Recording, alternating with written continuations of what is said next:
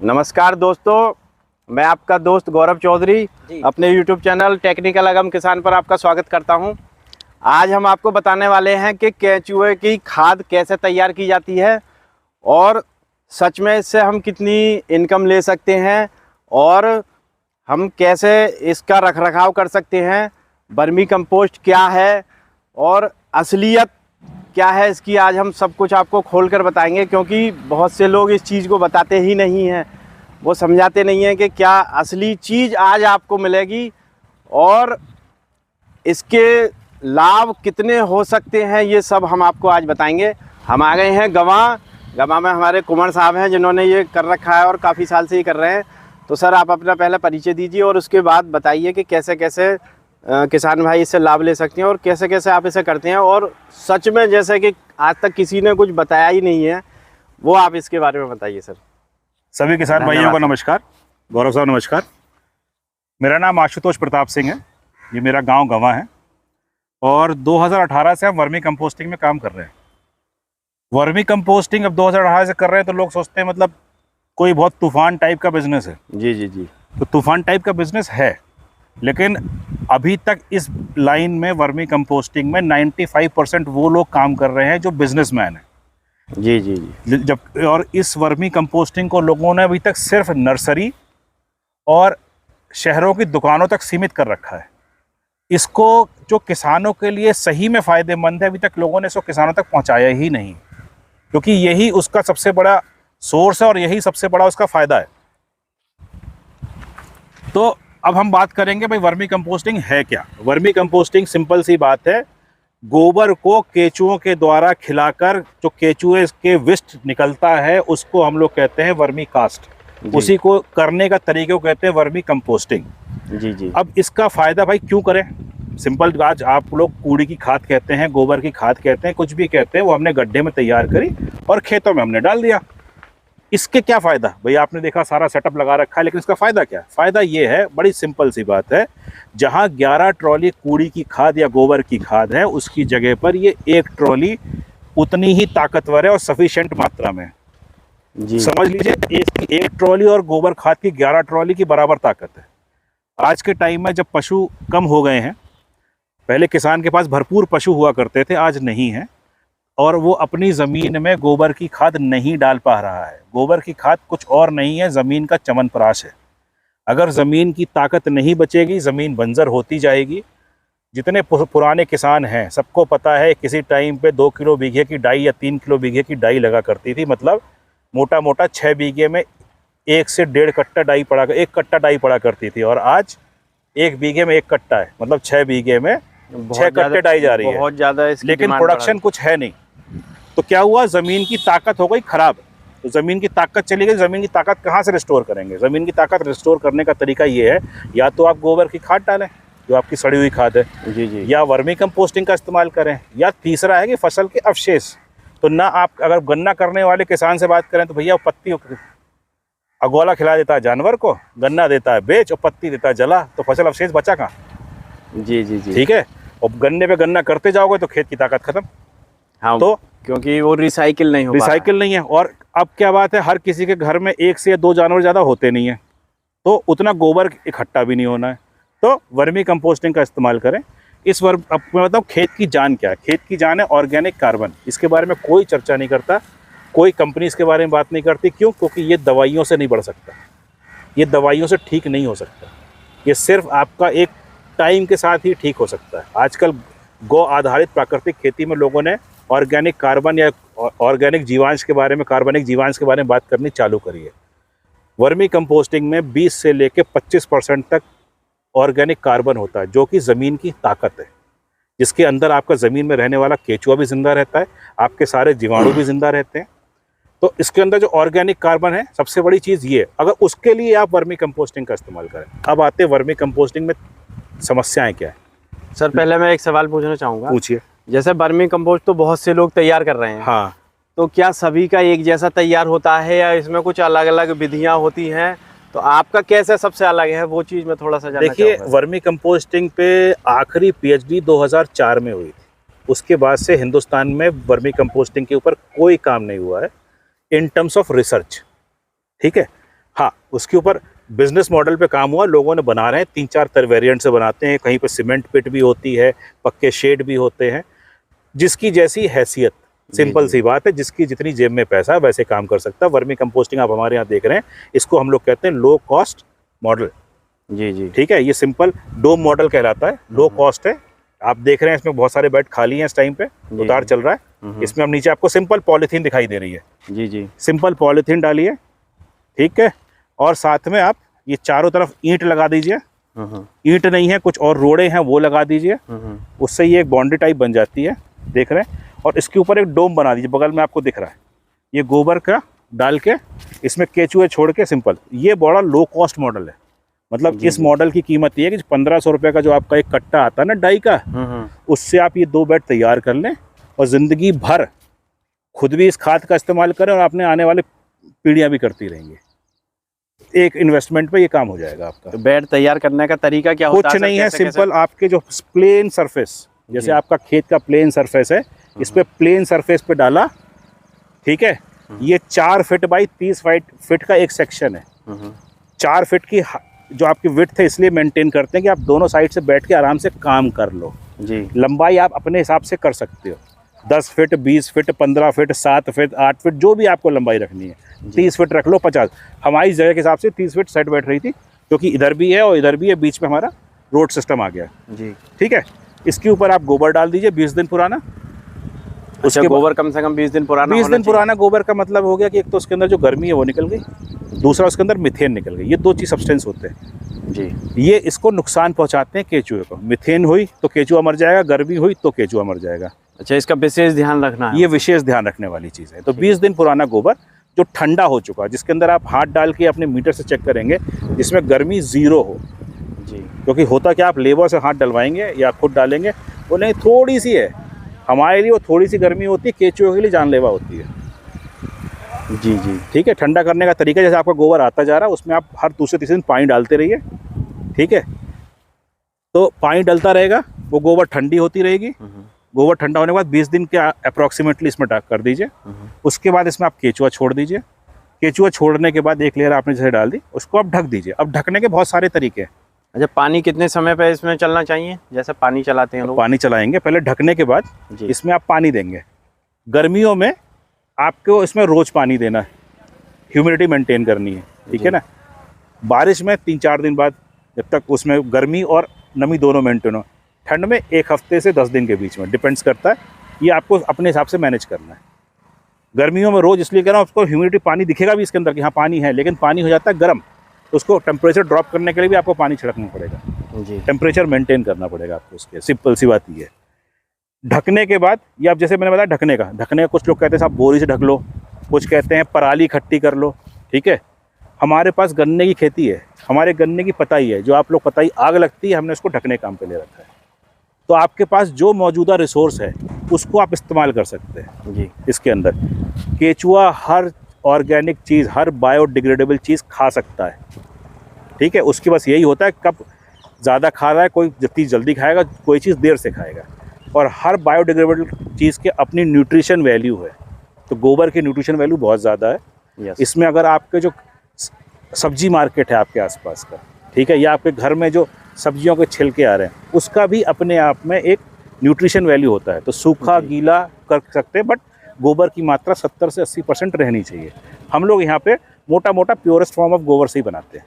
जी जी। अच्छा, इसमें मिलावट भी हो सकती है क्या कुछ? हाँ, इसमें मिलावट भी हो सकती है। लोग बाग बहुत सारी मिलावटें करते भी हैं। मैं किसी पर्टिकुलर का नहीं बोलता, लेकिन लोग बाग जैसे कि मैली होती है, जिसको हम लोग प्रेस मेड कहते हैं, शुगर फैक्ट्री की निकलती है, उसकी मिलावट करते हैं। इसके अंदर लोग जो सिल्ट निकलती है नालों की शहरों में, और जो आपके यमुना में सिल्ट निकलती है, उन सब की, वो सबका भी मिलावट करते हैं। इसके अंदर चूल्हे की राख, मतलब जो राख, सॉरी चूल्हे की राख कह रहा हूँ, जो फैक्ट्रियों से राख निकलती है, उसकी मिलावट करते हैं। तो एक बिजनेस मॉडल उन्होंने तैयार कर लिया, किसानों को लाभ हो। भाई सीधी सी बात है, लड़ाई ये है आज की तारीख में कि मेरे को सस्ती कहाँ से मिले।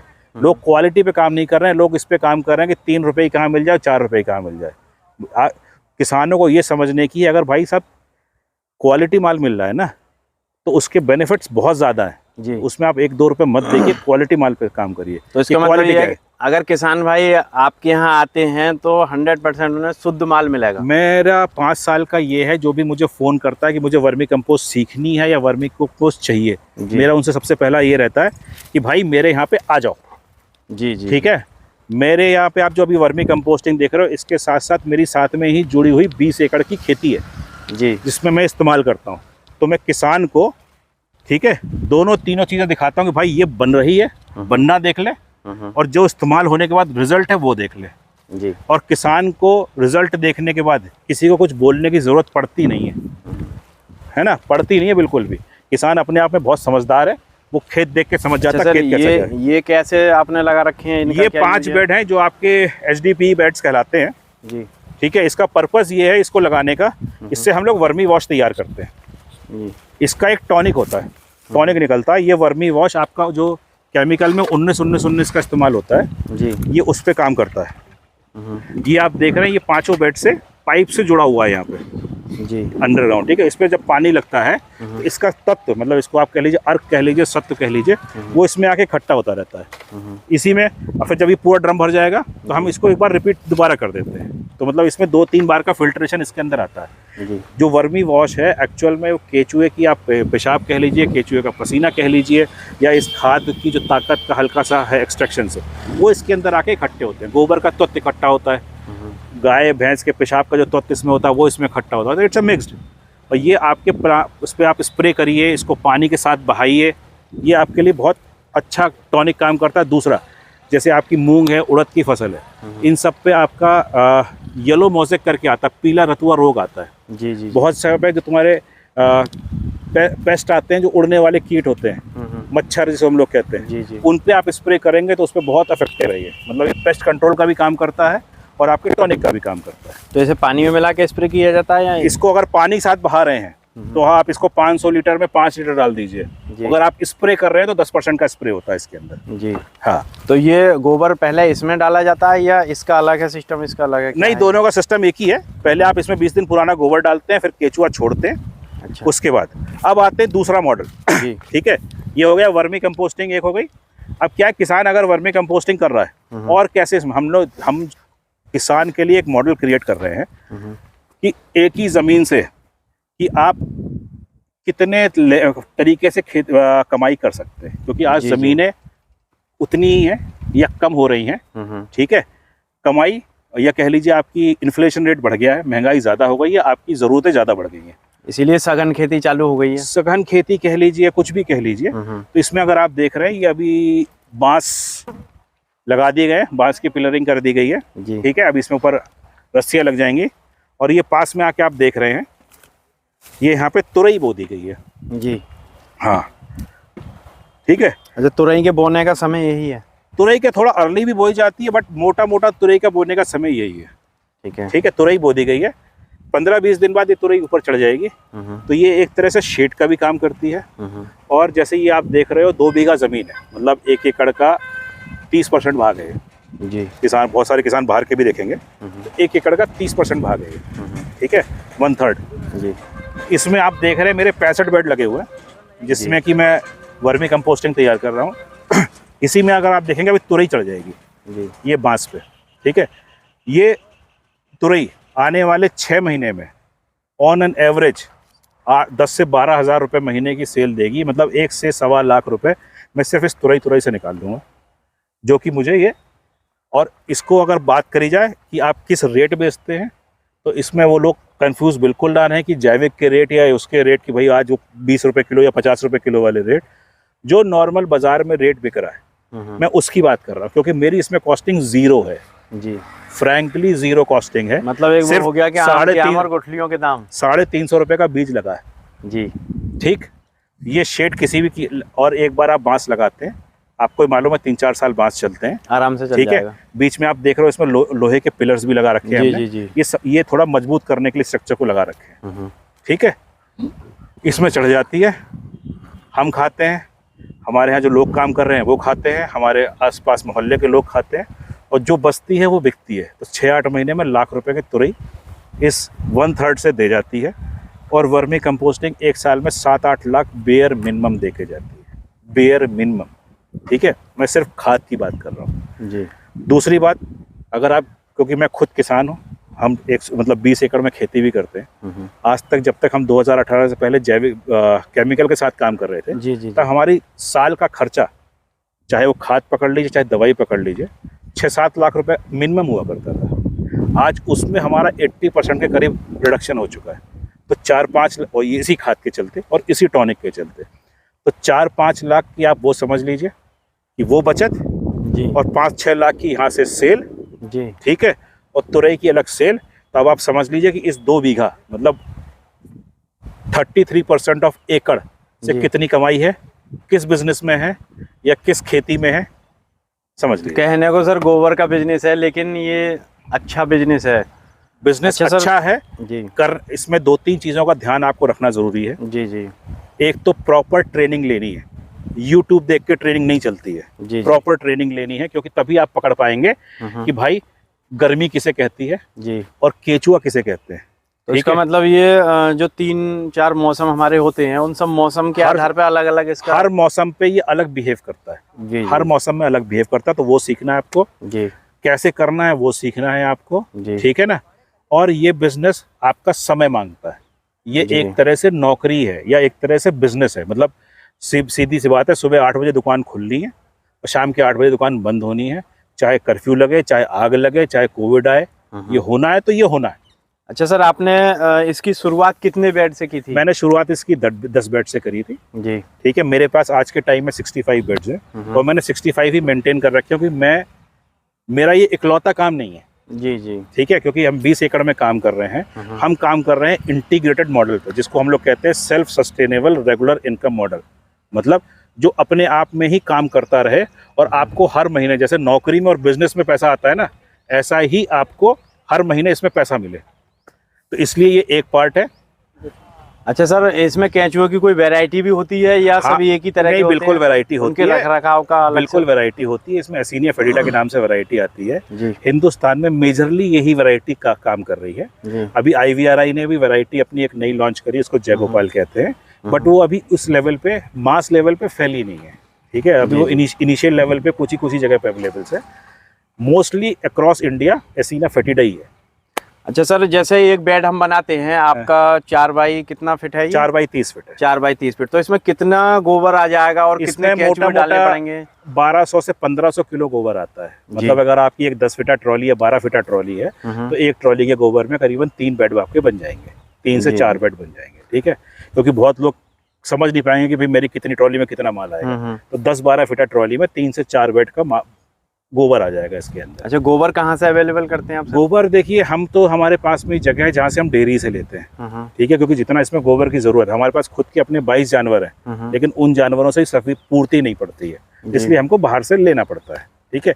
लेकिन किसी के पास 1 जानवर है या 2 जानवर है, तो वो 1 या 2 बेड बड़े आराम से अपने लिए मेंटेन कर सकता है। अब एक बेड जो आपका 1500 किलो गोबर का है, वो आपको गिरी सी गिरी हाल में अपने यूज के लिए 700 से 800 किलो, मतलब 7 से 8 कुंटल खाद दे देगा। जी जी ठीक है।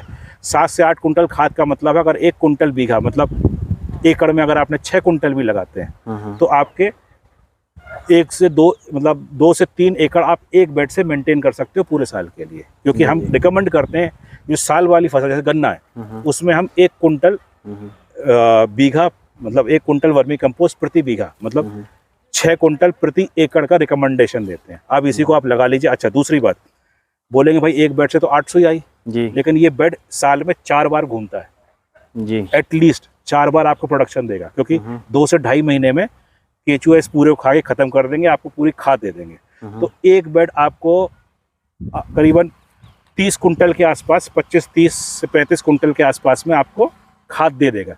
अब इसी को आप मल्टीप्लाई कर लीजिए, करीबन 5 एकड़ एक बेड से हो गया। अच्छा सर, खाद को निकालते कैसे हैं इसमें से, बेड में से फिर? अगर आप इधर देखेंगे तो आपको समझ में आ जाएगा। ये अभी है जिसपे अभी हम लोग कुरेदा लगाएंगे, ठीक है ना। इसको हम उधर कुरेदा लग रहा है, ये लगा हुआ है, ये देखिए आप। हाँ, कुरेदा के। तो जो आप कह रहे हो कि कैसे इसको निकालते हैं, तो ये आप देख रहे हैं कुरेदा, मतलब इसको, इसका जो ऊपर का सरफेस है उसको लूज आउट करते हैं। लूज आउट करने के 2 फायदे। लूज आउट करने से आपके जो केचुए हैं ऊपर, ये हल्का सा नीचे चले जाएंगे, ठीक है। लूज आउट होने से, लूज आउट करने के बाद, ये आप देख रहे हैं प्रोसेस लूज आउट का चल रहा है, इसको लोकल लैंग्वेज में कुरेदा कहते हैं। हिला दे, ये दिखा भी देना इसको।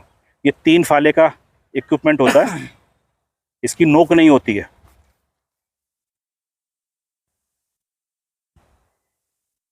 इसमें नोक नहीं होती है, तो इसमें केंचुए की मरने या कटने की संभावनाएं नहीं रहती हैं।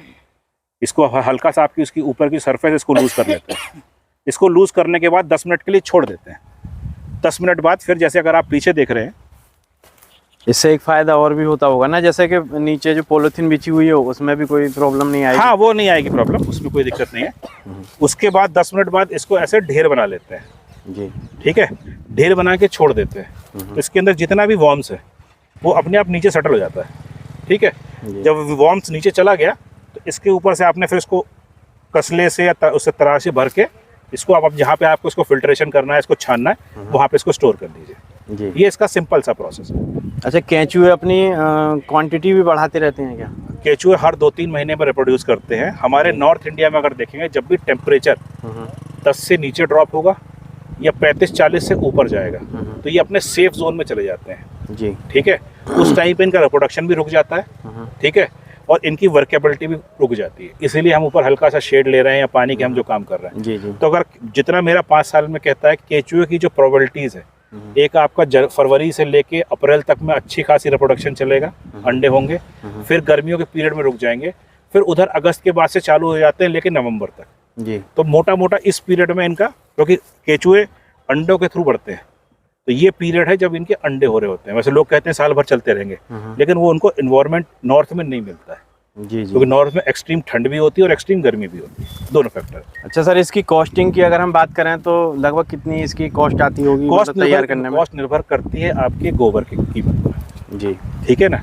आप मोटा मोटा ये मान के चलिए जितने भी प्राइस का आपको गोबर मिल रहा है तो उसको मल्टीप्लाई बाई 3 कर दीजिए जी। ठीक है, क्योंकि तिगुना करीब वापस रिटर्न आता है। मतलब मैंने बताया ना, 15 कुंटल पे आपको अपने इस्तेमाल के लिए 8 कुंटल मिल जाएगा, लेकिन अगर आपको बेचने के लिए या किसी को देने के लिए जब छानने करेंगे तब आपको 5 से 6 कुंटल के बीच में रह जाएगा। 2-3 कुंटल का वेस्ट नहीं होता, लेकिन वो बड़े बड़े डले होते हैं या कुछ होता है वो निकल जाता है जी। ठीक है, तो मोटा मोटा जितने का आपको गोबर की कीमत आ रही है उसको मल्टीप्लाई बाय 3 कर लीजिए। अब आ जाती लेबर, तो लेबर आपकी इसमें लगी रहती है, तो जितने आपकी वैसी कॉस्टिंग आ रही है उतनी आपकी लेबर कॉस्टिंग आ रही है जी। ये कॉस्टिंग हो गई। अब इसमें नेट प्रॉफिट भी जोड़ लेंगे तो जो मुझे लगता है, मतलब जो मैं अपनी प्राइसिंग रखता हूँ, मैं 600 रुपये कुंटल की प्राइसिंग रखता हूँ जी। ठीक है ना।